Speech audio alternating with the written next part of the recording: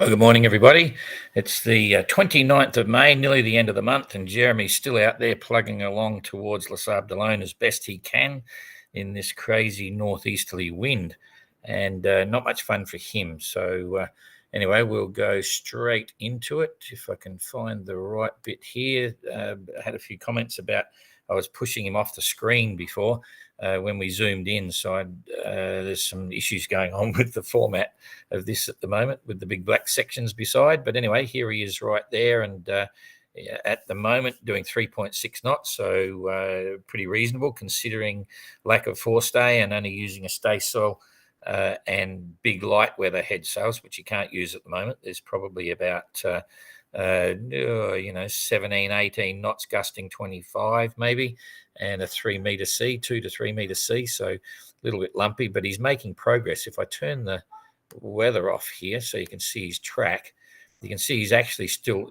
as we predicted, heading down towards Cape Finisterre, but it's still making progress towards Les Sables d'Olonne in relation to not heading out to Ireland or not going across to New York, which is better than he had been doing on some days. Anyway, but the bad news is this weather's going to hold, and if I put some grids in here to give a point of reference and then look at what he's doing, I've got to keep it. Nope, that won't fit in the screen. I'm going to, wrong way. I'm going to leave it down here so you can hopefully see. I just got to check this now. Come back to what we're seeing. Yeah, you can see that. That's good. Double checking on everything. So distance from Les Sables d'Olonne at the moment, he's got 540 miles to go, which would normally be about 4 days, but it's not going to happen. So we can scrap that idea.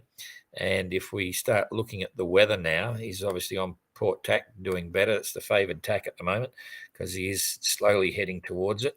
We come through in the first day, you can see the winds in and out a bit. It's pulsating there, but certainly nothing changes in wind direction. It's an northeasterly wind, this one, and he's going to keep heading down on port tack, and he'll probably have similar speeds. So the time we get into this weather, this is 1 day ahead.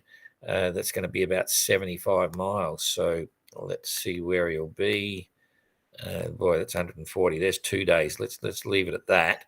So in 2 days' time, if that's the case, he's about around about here. Okay, and I think we'll see that this weather's going to hold pretty much the same for the second day. There's the 30th, still holding. In fact, it's getting worse. It's going around to a bit more east in it, and holding similar wind strength. So not a lot of change there at all. So there we go, day 2. So day 2 is going to be about here somewhere, which is about 150 miles from Finisterre, and he's only made slow progress towards Les Sables d'Olonne, but it's better than no progress, so that's kind of good.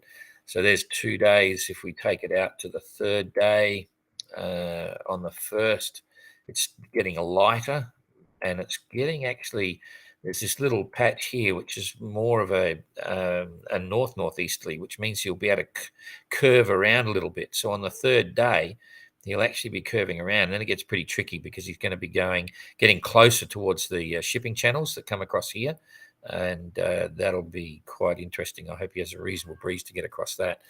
Anyway, that's 3 days out, and by then he'll be down around here somewhere.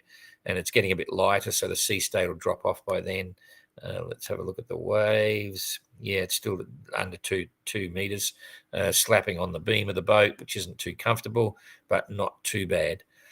Okay, so we go back there. I'll get rid of this. We're on the wind, and let's just see what the long range is. So that's the first.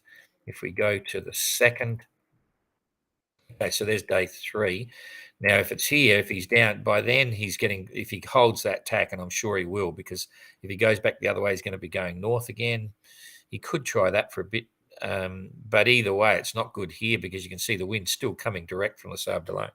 So on the 2nd of June, he's still going to be around here, probably just tackling the shipping lanes and heading in. So there's 2nd, 3rd, 4th, 5th, 6th. He's probably not going to be too much sooner than that. I'm not going to predict where he'll be at that stage, but just having a look at the weather, it's still northeast. Headwinds, not good. That's on the 3rd. Then it's going to go light, and then there's no wind. 4th, 5th, no let up. It's coming directly from the Sable d'Olonne, or no wind at all. 5th, I don't think we're going to see Jeremy till the 6th, something like that. It's still not good, but not storms. That's the only good thing you can say about the whole thing right now. So that's about it. We're all feeling for Jeremy. We gave him some weather yesterday again, but there's no change in the weather. It's hard to give detailed weather because it's all over. He's just basically giving him what's happening each day, more headwinds, giving the wind strength and so on. Wind direction's the same. It goes a little bit to the east, but generally overall it's northeast. So we're all thinking of him, and not a lot we can do. We're just sitting waiting, and it's going to be a long ride still to get to Les Sable d'Olonne.